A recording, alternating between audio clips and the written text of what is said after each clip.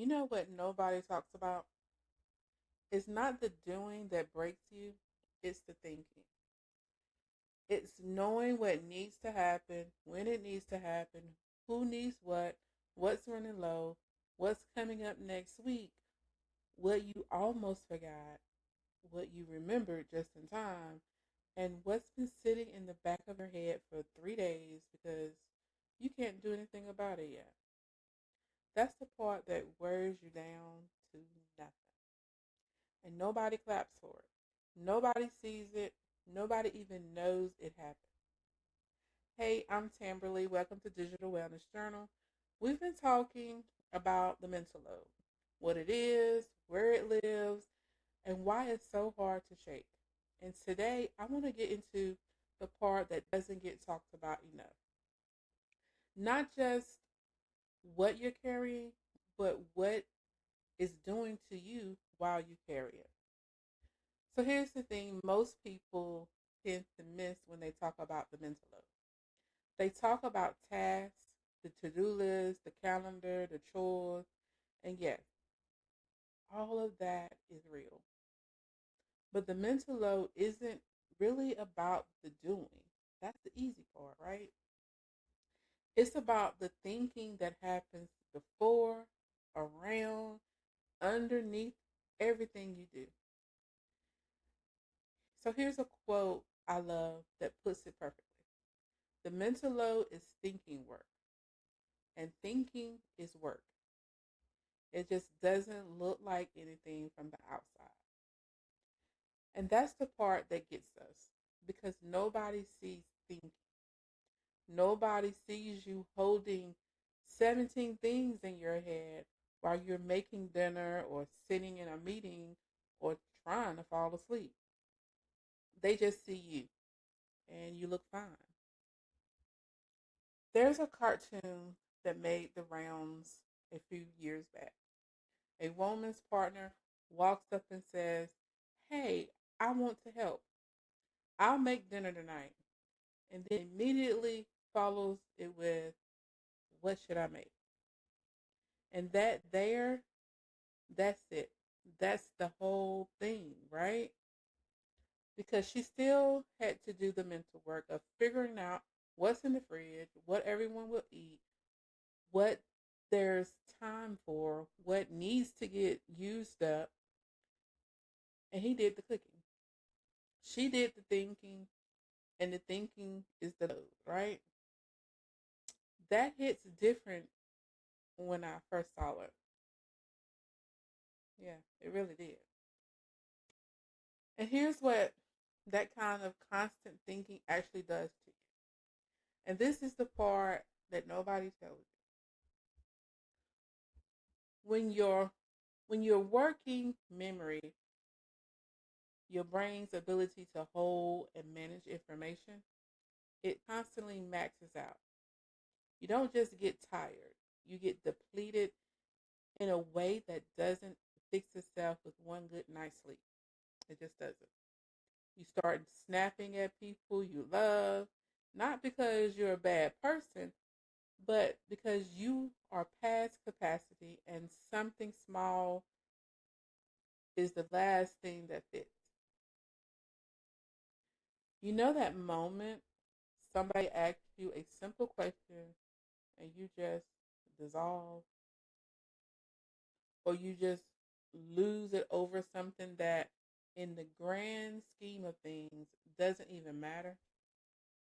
And then you feel terrible about it on top of everything else.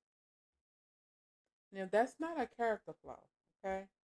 That is what happens when a person has been running on empty for too long. And honestly, the exhaustion gets sneaky about it. You ever sit down to rest and then realize you're not actually resting? You're sitting still, but your brain is still going, still running, reviewing the list, previewing tomorrow, calculating what's going to fall apart if you stay on the couch for another 20 minutes. That's not rest. That's just doing the mental load in a horizontal position, right? So What do we do with this? Now, I'm not going to give you a checklist. That's not what this is. But I do want to offer you one reframe that changed how I think about all of this. The load is heavy because you're holding it all in your head. The more you can get it out of your head and into something external, a list, a shared system, a whiteboard, even a voice memo to yourself, the more your brain gets to actually breathe, right? It sounds simple. I know. It's not easy though, right? But there's a real difference between I need to remember that and that is written down and I don't have to hold it anymore. Your brain was not designed to be a filing cabinet, not to be a calendar, not to be a task manager, or a whole family logistics coordinator all at one time. It's just not made for that. And the fact that you've been doing it anyway doesn't mean you should keep doing it that way. One more thing before we close. This is the one I really want you to sit with, okay? There's a difference between delegating a task and delegating a whole area of responsibility. When you hand someone a single task, you still have to think about it. Did they do it? Did they do it right? Or do I need to follow up? That's still your mental load, right? But when someone owns an entire area, not just can you do the dishes, but you're in charge of dishes, all of it, all the time. Now you get to actually set it down. You don't have to think about it anymore. That's not you being lazy. That's you redistributing a load that was never supposed to be carried by one person.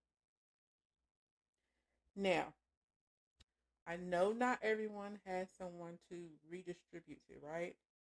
That's a real thing, and I know that very well. And so I'm not going to skip past it. But even then, the first step is the same.